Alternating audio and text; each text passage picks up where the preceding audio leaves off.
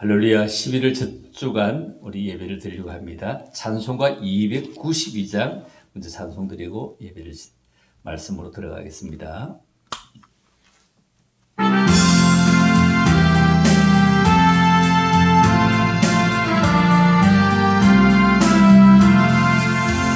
주 없인 살 수 없네 죄인의 구주여 거기야 복의 피로 날 구속하소서 구주의 사랑으로 올리신 보혈이 내 소망 나의 위로 내 영광 됩니다.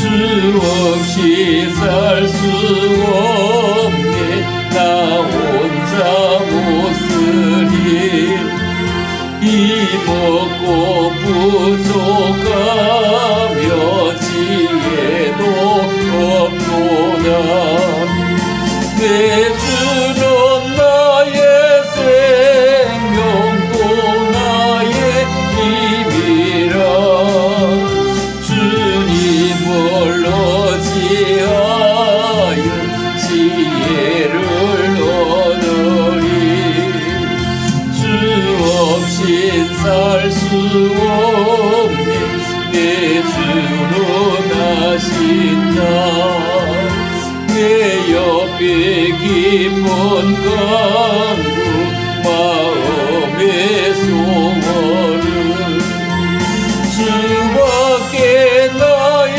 마음 니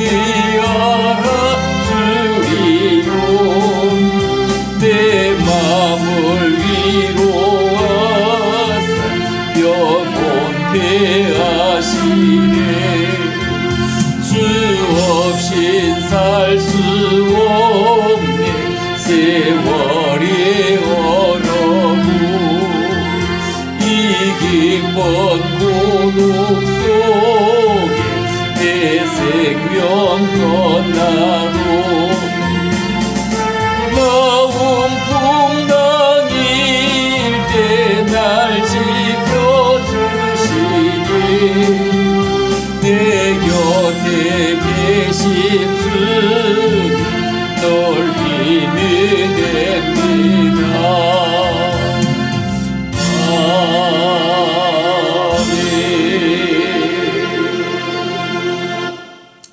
하나님 말씀 다니엘서 5장입니다. 다니엘서 5장 25절 1242쪽이 되겠습니다. 1242쪽 다니엘서 5장 25절입니다. 한 절 봅니다. 기록된 글자는 이것이니 곧 메네 데겔 우바르시니라. 아멘. 11월 첫 주도 이렇게 녹화를 먼저 이렇게 만들어서 여러분들에게 보내려고 합니다. 주일마다 실시간 예배 방송 전에 녹화를 먼저 제가 보내고 있습니다. 실시간에 여러분 참여하시면 예배 시간이 길고 또 여러분들이 그 자세가 흐트러져서 어려울 것 같아서 교동문도 이것도 저것도 다 하기 힘드니까 그냥 찬송가 한 장 혹은 설교만 해서 늘 이렇게 먼저 보내드리고 그 다음에 실시간 방송으로 여러분들이 연결해 드립니다.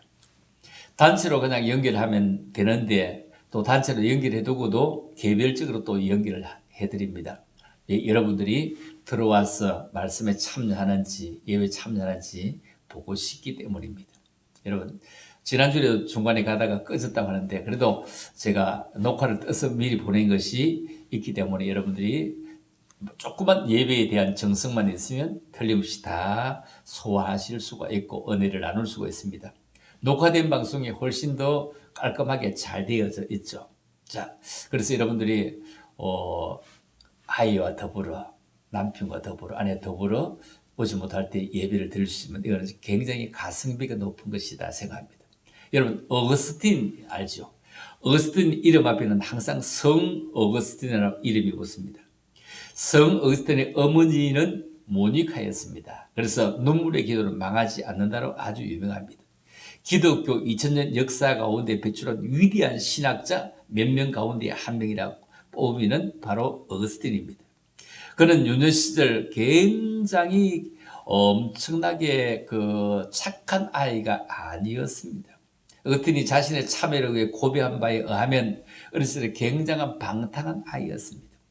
부모님 말씀도 듣지 않고 선생님 말씀도 듣지 않고 그냥 죄를 범했습니다. 학문도 싫어했고 억지로 공부하는 일, 그리고 신약 성경의 이 원어인 헬라어 배우기를 무척이나 싫어합니다. 그래서 친구들과 더불어 빈둥거리고 남의 물건을 훔치기도 하고 밤중에 이웃집 배나무를 막 흔들어서 다 따먹기도 하고 돼지에게 던져주기도 하는 그런 아이입니다. 더구나 어릴 적에 결혼도 하기 전에 한 여인과 수년 동안 동거 생활하고 아이까지 갖는 가오를 범하기도 합니다. 이처럼 그가 부모님이 싫어하는 일만 골라가면서 할 때 얼마나 애를 태우는지 모릅니다. 그리고 집을 멀리 떠나 생활할 때에도 그의 어머니 모니카는 아들 이 어스틴을 결코 잊은 적이 없습니다. 그를 위해서 기도하는 일도 쉬어본 적이 없습니다. 그는 333년에 태어나서 387년에 죽었으니 나이도 그렇게 많이 오래 살지 못했습니다. 그런데 모니카는 밤이면 밤마다 아들을 위해서 기도하는데 하루는 꿈을 꾸게 됩니다. 모니카가 어느 나무로 만든 이 자위 위에 서게 되는데 이때 한 키가 큰 청년이 모니카에 다가와서 수심에 가득 잠겨있는 그녀에게 미소를 지으면서 왜 슬퍼하느냐 물었습니다. 그때 모니카가 아들이 저렇게 타락의 길을 걸어가고 있으니 어찌 슬퍼하지 않을 수 있겠느냐 이렇게 대답했답니다. 이때 그 청년이 아들을 자세히 살펴보라 이렇게 말하더랍니다. 그래서 자세히 살펴보니 아들 어거스틴이 어머니 모니카 곁에 서 있는 것이었습니다. 이것은 아들이 어머니의 기도로 다시 어머니께로 돌아온다는 뜻이었습니다. 꿈에서 깨어난 이 모니카는 안부를 씌워서 감독에 가서 아들 어거스틴이 바로 돌아오도록 해달라고 부탁했더니 하시는 말씀이 잘 될 터이니 그만 돌아가시오. 그처럼 눈물의 자식은 결코 멸망하지 않습니다. 눈물로 기도를 드린 자식은 결코 망하지 않습니다. 했다고 합니다. 그래서 어거스틴은 밀라노에서 회개하고 돌아와서 그 히프의 감독이 되면서 훌륭한 사람에서 30년간 재임하면서 기독교에 큰 별이 되었습니다. 그래서 루터 그리고 어거스틴 할 때는 루터는 성 루터 하지 않는데 어거스틴은 성 어거스틴 이렇게 합니다. 성경에 나타난 역사 그리고 우리가 사는 현대 역사 모두는 사람을 통해서 진행되어져 왔습니다. 성경의 역사는 아브라함의 역사입니다. 아브라함과 다윗의 자손 예수 그리스도의 세계라 이렇게 이어져 나갑니다. 아담의 역사를 우리가 쳐다본다면 처음 만든 작품의 역사 이외에 살아가노라면 역사는 다 아브라함에 집중되어져 있고 조명되어져 있습니다. 지도자로 뽑아져 나간다면 모세의 역사요 바울의 역사입니다. 모든 역사는 빛도 그리고 어두움도 함께 존재하고 공존합니다. 그래서 빛은 우리가 계승하고 어두움은 조심해야 됩니다. 그런데 못된 사람들은 빛을 다 가리워버리고 어두움에만 덜쳐내리고 합니다. 오늘 제목을 뭐라고 잡았지요? 오늘 우리가 제목을 이렇게 잡았습니다. 어떻게 잡았냐? 시대의 무게와 더불어 곧 매네매네 대길 우브라신 달아보고 또 달아보고 또 재어보니 무게가 모자란다 이런 말입니다. 오늘 이 시대를 살아가면서 우리의 무게는 모자라느냐 모자라지 않느냐 우리가 한번 말씀을 통해서 돌아보려고 하는 그런 귀한 시간입니다. 곧 바로 미국은 트럼프와 바이든을 체중을 재고 있습니다. 곧 바로 누가 적당한 체중으로 통과하는지를 보게 될 것입니다. 과체중이라도 내려야 하고 미체중이라도 내려야 합니다. 국민이 판단해서 적합 체중을 찾아내는 그런 시간이 이제 이번 주간에 이어지게 됩니다. 우리는 하나님이 달아보시는 것이 중요합니다. 트럼프와 바이든은 사람들이 달아보고 있습니다. 하나님이 달아볼 수 있느냐 없느냐. 하나님의 저울 앞에서 우리는 적정하게 잘 정리가 되어졌나 매우 중요합니다. 세상의 최고의 거위던 록펠러 그는 1939년에 태어나서 1839년에 태어나서 1937년에 돌아가시니 지금부터 한 80년 전의 부자입니다. 미국의 석유 회사를 95%를 다 가지고 있으냐.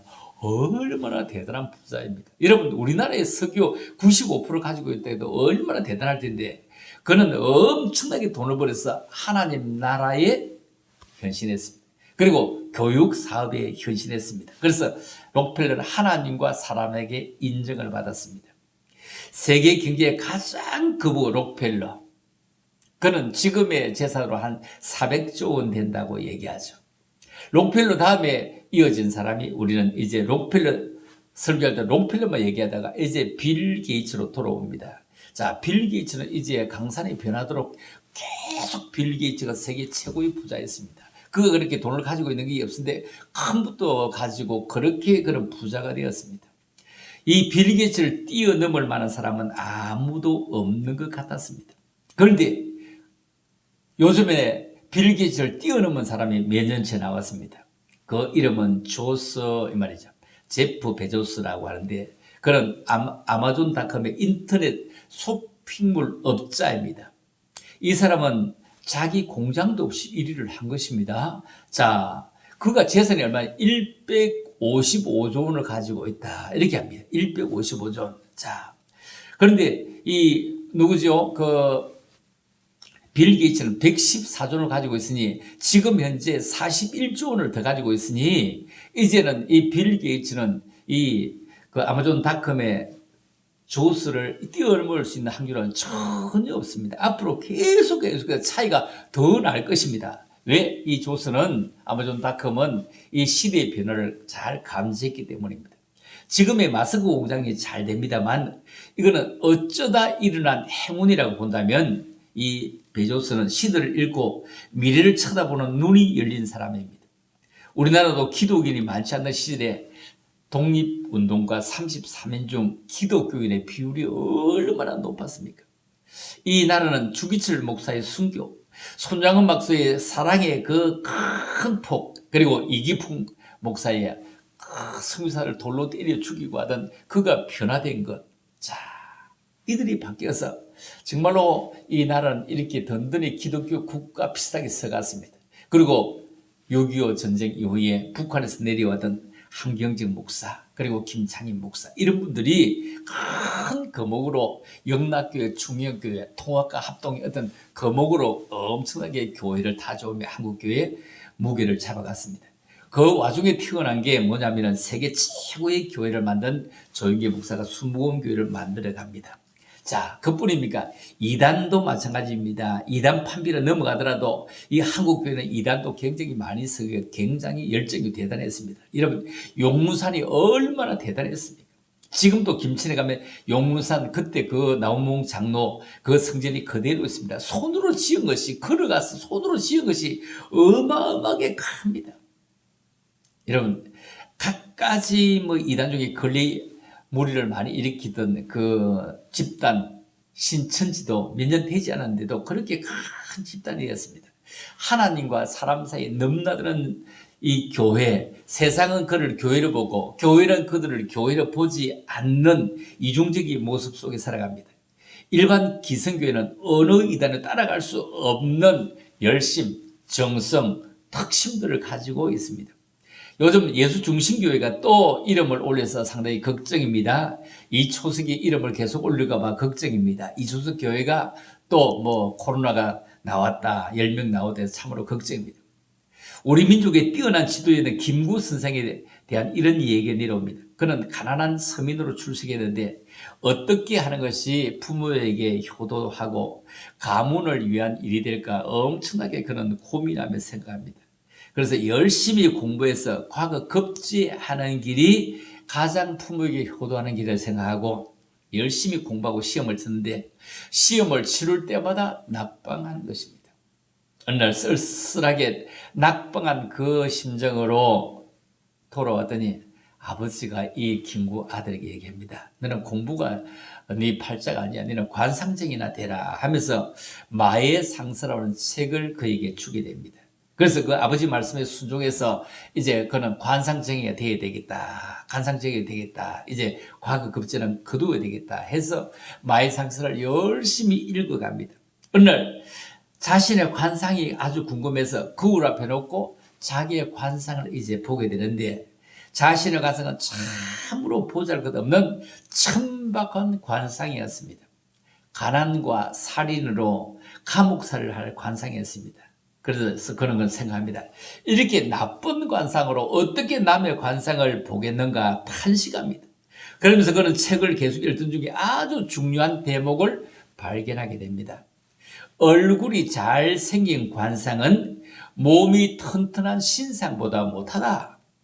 몸이 튼튼한 신상은 마음씨가 좋은 심상만 못하다. 이런 내용입니다. 즉 마음이 좋은 것이 얼굴이 잘생긴 것보다 좋고 몸이 튼튼한 것보다 더 낫다. 이런 뜻입니다.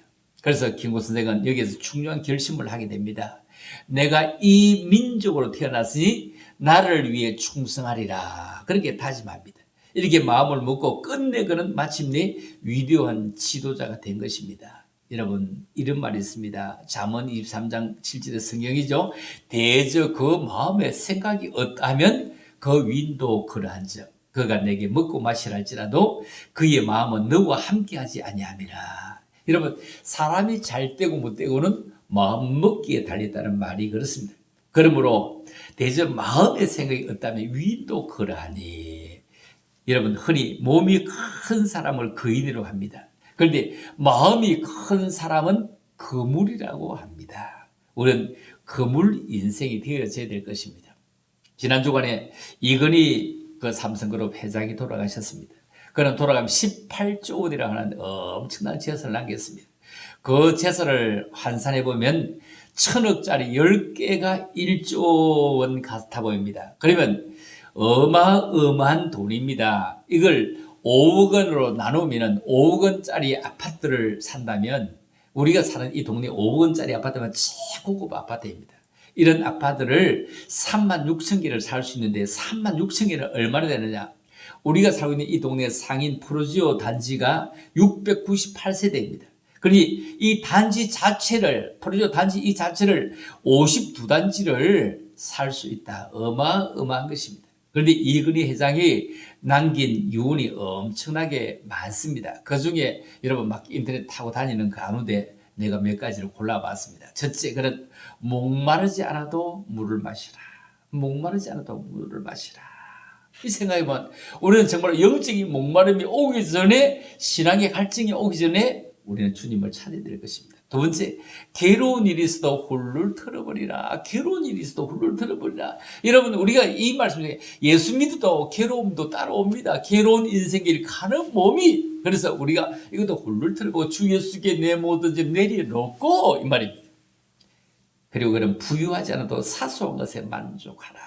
세상에 부자 많습니다. 여러분 그런데 우리가 마음의 부자 주께서 내게 계시니 나는 부자다. 나는 부자다. 마음이 부자다. 주님 나와 함께 하시니 주님이 내 아버지시니 이렇게 참으로 사소한 것에도 만족하다. 예수로 말미암아 나는 만족할 수 있다. 그리고 필요하지 않아도 휴식할 줄 알라. 필요하지 않아도 우리는 필요할 때만 휴식을 찾습니다. 그런데 우리는 주인이 있지 않습니까? 주님 앞에 나와서 내 모든 죄 내려놓고 그리고 내 모든 마음을 내려놓고 주님으로부터 위로받고 휴식받을 수 있는 그리고 아무리 바빠도 움직이고 운동해라. 그렇습니다. 아무리 바빠도 움직이고 운동해라. 우리는 정말로 주님 앞에 나와서 운동할 줄 아는 마음껏 찬송할 줄 아는 마음껏 기도할 줄 아는 이것이 또 운동이라는 것입니다. 집의 가치는 문수가 집을 증명하지만 사람의 가치는 건강이 증명한다. 그래서 건강에 들인 돈은 계산기로 두들기지 말아라. 여러분 건강할 때 돈은 자산이지만 아픈 띠가 하는 것은 유산일 뿐이다. 돈 벌어줄 사람도 있고 차를 몰아줄 기사도 있지만 대신 아파줄 사람이 없다. 전에도 얘기했죠.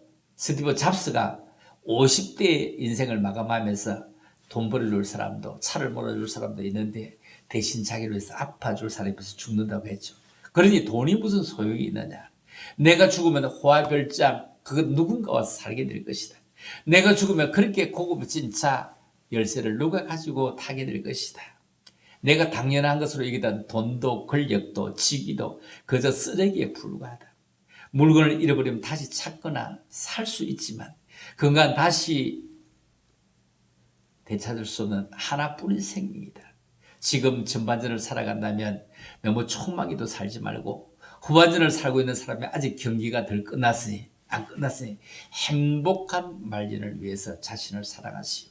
힘없는 나는 이제 마음으로 그대들의 행운을 빌어줄 뿐이요. 이렇게 하고 갔습니다. 그는 말은 좀 어눌하게 했지만 정말로 이병철 아버지를 뛰어넘는 용인수를 가지고 캐고를 거두어서 이 나라를 이렇게 잘 사는데 크게 일조했습니다. 누구도 부인할 수 없습니다. 그는 재벌의 아들이면서 레슬링을 했다고 하죠. 그는 일본에서 재벌의 아들이 라디오를 풀고 뜯고 풀고 뜯고 엄청나게 조립하고 하면서 오늘의 대한민국을 이 전자 그리고 디지털 IT 업계로 세계 1위로 이끌었습니다. 여러분, 그는 아침에 일찍 출근했다고 합니다. 아침에 너무 일찍 출근하면 직원들이 불편할까봐 홍나의 그 부인이 말입니다. 옷 코드를 해주면서 이것이 좋겠어 저기 좋겠어 하면서 조금은 늦게 나게 하려고 그렇게 애를 썼다는 것입니다. 그리고 누구에게든지 고개를 숙이고 늘 항상 잘 부탁한다고 했답니다. 우리 아들을 잘 부탁합니다. 우리 딸을 잘 부탁합니다. 다른 사람이 그에게 부탁해야 되는데 그건 언제나 누구에게라도 어떤 기자에게까지도 부탁할 게 하나도 없는데도 우리 아들 잘 부탁합니다. 이렇게 했답니다. 지금까지 대통령은 5년마다 바뀌었지만 경제 대통령은 5년 7년도 아니고 30년 동안 한 번도 바뀐 적이 없습니다. 경제 대통령의 영부인이 홍나희 여사가 한 번도 구슬수에 오르지 않았던 것을 바라볼 수가 있습니다. 현대 정몽구 자동차 사장도 역시 아버지를 뛰어넘는 엄청난 쾌거를 거두어서 이 나라 이만큼 잘 살고 있습니다. 오늘 성경에는 한 천박하고 경망스러운 사람이 소개되는데 그는 느부갓네살의 외손자 벨사살입니다. 오늘 본문에 보면 그를 향해서 하나님은 너를 재어보고 또 세어보고 또 달아보니 부족이 보여서 조각낸다 이 말씀입니다. 이 말이 바로 메네메네 데겔 우바르신입니다. 주경학자 메투엘리는 데겔이다 이 말은 너무 가볍다 이런 뜻이라고 말합니다. 우리는 본문도 비중 있는 인생이 어떤 사람인 걸 배워가십니다. 비중이 있는 인생, 무게감이 있는 인생이란 바로 VIP 인생이다 이런 말과 맥락을 같이 하는 것이겠죠. 어디 가서 여러분 VIP 대접을 받아보신 적이 있습니까? 그곳에 영향을 끼치게 될 때 그곳에 가면은 VIP 대접을 받게 되는 것입니다.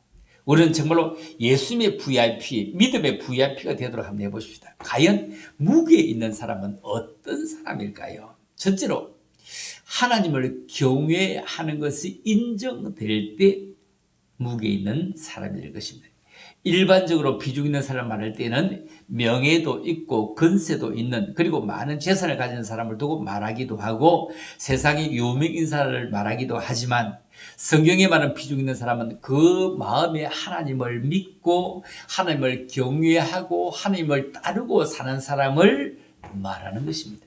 오늘 벨사살 왕은 권세와 권력을 가진 사람으로 일반적으로 볼 때 비중 있는 사람은 틀림이 없어 보이지만 그러나 하나님이 보실 때까지 비중 있는 사람은 아니라는 것입니다. 그는 외조부 느부갓네살에 관한 역사적인 이야기를 잘 알고 있는 사람입니다. 한때 느부갓네살이 신바빌론 제국을 건설하고 교만하고 방자하다가 그만 하나님의 진노로 총명을 빼앗기게 됩니다. 그래서 그는 미치 광야가 됩니다. 여러분 속에 있는 총명, 여러분 속에 있는 지혜, 여러분 속에 있는 영감이 빠져나가면 여러분 미친 사람이 됩니다. 그래서 그는 초예에 쫓겨나서 7년 동안 지냈습니다. 어느 날 하나님이 그에게 다시 총명을 주실 때, 지혜를 넣어주실 때 비로소 인간 세계로 돌아와서 이스라엘의 하나님이 다스리고 계시다는 것을 알게 된 사람입니다. 그는 역시 온 국민에게 여호와 하나님을 경외하고 그 앞에 함부로 입을 열지 말고 그를 선비라고 말했습니다. 이런 역사적 사실이 있음에도 불구하고 벨사는 전혀 관심을 두지 않고 살았습니다. 그러므로 그는 경망스러운 인생이 되고 만 것입니다. 오늘날에도 권력을 가지고 있으면서 추한 모습을 보이는 사람이 적지 않습니다. 재물은 있으나 부정과 부패를 조장하는 인생도 참으로 많이 있습니다. 이런 사람을 비중 있는 사람이라고 말할 수가 없을 것입니다. 성경은 하나님을 경외해 그를 믿는 사람을 가리켜서 비중 있는 사람이라 무게 있는 사람이라고 말하는 것입니다. 잠언 1장 7절에 여호와를 경외하는 것이 지식의 근본이거늘 미련한 자는 지혜와 훈계를 멸시하느니라. 여러분, 인생의 뿌리가 하나님을 경외하십니까? 아무리 큰 나무라고 해도 뿌리가 든든하지 못하면 비바람에 넘어지고 말듯이 인생도 그러합니다. 경외하는 뿌리가 없으면 인생은 쭉정이가 될 것입니다. 히브리서 1장 14절에 보면 모든 천사들은 섬기는 영으로서 구원받을 상속자들 위해서 섬기라고 보내신 것이 아니냐, 이렇게 말씀합니다. 구원 얻은 후사를 도우라고 보낸 것이 천사들입니다. 바로 성도가 비중 있는 그런 무게감이 있는 인생이라는 것입니다. 천사의 경호 안에 있는 사람, 불 속에 들어가도 물 속에 들어가도 보호받는 귀중한 인생이 될 수 있도록 무게감 있는 사람. 우리는 바람에 날려다니는 경망스러운 쭉정이가 아니라 정말로 무게에서 날려다니는 사람이 아니라는 것입니다. 마태복음 18장 10절에 보면 삼가 이 작은 자 중에 하나도 없이 여기지 마라. 너희 중에 말하니 그들의 천사들이 하늘에 계신 내 아버지의 얼굴을 항상 배웁니다. 이렇게 말씀합니다. 여러분, 오늘도 하나님이 기중이 있는 사람은 바로 그 마음에 하나님을 알고 믿고 경외하는 사람입니다. 두 번째, 무게감 있는 사람은 깨달을 줄 아는 사람입니다. 역사를 주관하시는 분 하나님이십니다. 여러 가지 자연과 질병과 사건 속에서 하나님은 우리의 인생을 깨우쳐갑니다. 계속 요즘 얘기합니다.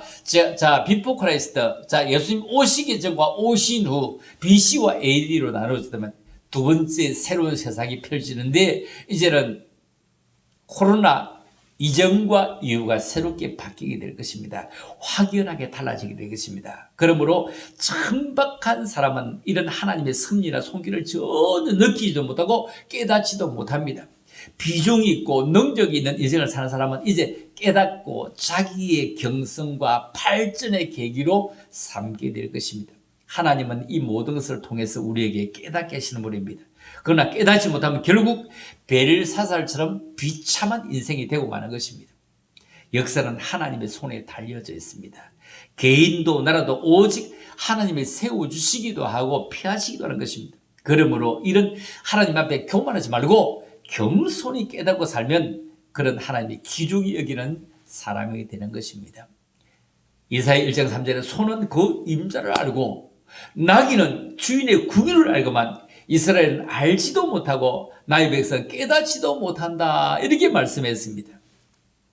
시편 49편 20절에도 말씀합니다. 존귀하나 깨닫지 못하는 사람 멸망하는 짐승 같다. 사람의 탈을 쓰고 있지만 짐승 같다. 그래, 짐승 같은 겁니다. 이렇게 얘기하지 않습니까? 소는 그 구유를 알고 나귀도 제 주인을 아는데 어찌 내 백성이 여호와를 모르는가 탄식하는 겁니다. 여러분, 총기에 처하는 사람 같지만 깨닫지 못하면 멸망하는 짐승 같다는 것입니다. 예수님은 많은 비유를 말씀합니다. 그 결론으로 하신 말씀이 깨닫지 못할 때 악한 자가 와서 그 마음에 뿌리운 것을 빼앗아간다고 말합니다. 여러분, 시대의 흐름이 환경의 변화를 만들어 갔습니다. 문화의 흐름이 삶을 송두리째 바꾸고 갔습니다. 왜요? 여러분, 커피 한 잔이 집에서 먹는 밥값보다 더 비싸다는 거 아니에요? 이게 시대의 흐름이고 문화의 흐름입니다. 성경은 우리에게 지시한 것이 무엇입니까? 너희는 세상의 소금이요 세상의 빛이라고 말씀합니다. 이 말씀은 우리끼리 교회 있을 때 빛이 되고 우리끼리 있을 때 소금이 되는 말씀이 아닙니다. 이제 너희가 밖에 나갔을 때 세상의 소금이요 세상의 빛이라. 너희는 세상의 빛이라. 너희는 세상의 빛이라. 세상에 나가기만 하면 세상 사람과 다를 바가 없도록 불을 끄지 말고 교회에 있을 때 그 빛을 세상에도 들고 나가라. 집에도 들고 나가라. 겁니다. 교회가 또 달라졌네. 바꾸어졌네. 집까지 도착하기 전에 세상으로 화하지 말고 집에 도착해서 그 이튿날 또 한 주고 더 살아가면서 교회에 있을 때와 같은 모습으로 바뀌어지자. 깨달은 인생이 중요합니다. 우리가 반드시 깨달아야 할 것이 나는 어디서 왔으며 어디로 살다가 어디로 가는가 하는 것입니다. 이것을 모르고 살면 인생은 천박스럽고 경망스러운 인생이 될 것입니다. 인류 역사의 발전과 흥황은 언제나 성각자들에 의해서 이루어져 온 것 틀림없습니다. 성각자다 이 말은 먼저 깨달았다. 중세 기독교 말할 수 없이 세속화 되고 타락할 때 이 사실을 먼저 깨달았던 이 루터는 말입니다. 일어나서 종교개혁의 횃불을 들게 되는 것입니다. 신부가 그는 구원이 오직 예수, 믿음으로 얻는다는 사실을 깨닫습니다. 그래서 로마 교황청의 잘못된 이 구원 교리와 맞서 싸우게 돼서 개신교가 다시 이렇게 만들어지게 됩니다. 그러면 오늘 깨달은 사람이 바로 비중 있는 인생을 살아가게 된다. 자, 세 번째입니다. 무게감 있는 사람은 목적이 분명한 사람입니다. 우리는 아무 목적이 없이 이유 없이 그냥 던져진 인생이 아닙니다. 여러 가지 성씨가 다 다르지만 우리는 분명한 목적이 있습니다. 우리는 우리의 삶을 통해서 하나님께 영광을 돌리는 것입니다. 이 백성은 내가 나를 위하여 지었나니 나의 찬송을 부르게 하려 합니다. 하나님께 찬송을 부르게 하려 합니다. 목적이 분명하지 않습니까? 값으로 샀는데 그런즉 너희 몸으로 하나님께 영광을 돌리라고 말씀을 하고 있는 것입니다.